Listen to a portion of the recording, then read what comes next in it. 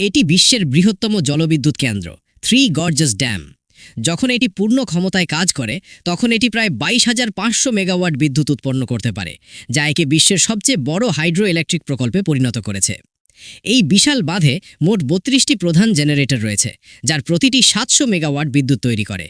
বাঁধের নিজস্ব প্রয়োজনে আরও দুটি ছোট জেনারেটরও আছে। এর পাওয়ার হাউসগুলো 3টি অংশে বিভক্ত।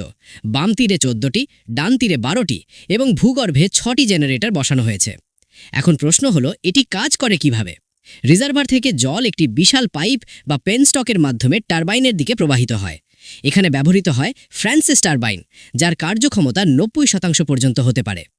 জলের প্রবল চাপে টারবাইন ঘুরতে শুরু করলে এর সাথে যুক্ত শ্যাফটটিও ঘোরে। এই শ্যাফটটি সরাসরি জেনারেটরের রোটারের সাথে যুক্ত থাকে। তাপবিদ্যুৎ কেন্দ্রের জেনারেটর যেখানে মিনিটে 3000 বার ঘোরে, জলবিদ্যুৎ কেন্দ্রের জেনারেটর ঘোরে মাত্র 75 বার। তবে গ্রিডে বিদ্যুৎ সরবরাহ করার জন্য সব উৎসকে একই ফ্রিকোয়েন্সি বা কম্পাঙ্কে, যেমন ভারত ও বাংলাদেশে 50 হার্টজ চলতে হয়।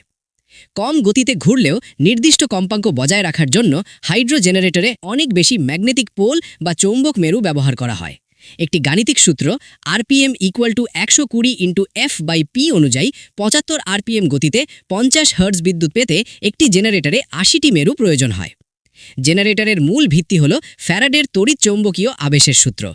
যখন একটি শক্তিশালী চৌম্বক ক্ষেত্র স্থির পরিবাহীর চারদিকে ঘোরে, তখন সেখানে ভোল্টেজ বা ইএমএফ তৈরি হয়। বড় জেনারেটরগুলোতে স্থায়ী চুম্বকের বদলে ইলেকট্রোম্যাগনেট বা তড়িৎ চুম্বক ব্যবহার করা হয়। এই তড়িৎ চুম্বক সচল রাখার জন্য ডিসি কারেন্টের প্রয়োজন হয়। জেনারেটরের মূল শ্যাফটের ওপরই একটি ছোট ডিসি জেনারেটর বসানো থাকে, যা মূল জেনারেটরের কুণ্ডলিতে বিদ্যুৎ সরবরাহ করে চৌম্বক ক্ষেত্র তৈরি করে। থ্রি গর্জাস ড্যামের এক একটি জেনারেটরের ওজন প্রায় 3000 টনেরও বেশি। এত বিশাল ওজন নিয়ে উচ্চ গতিতে ঘোরা যান্ত্রিকভাবে ঝুঁকিপূর্ণ, তাই এগুলো কম গতিতে ঘোরানো হয়।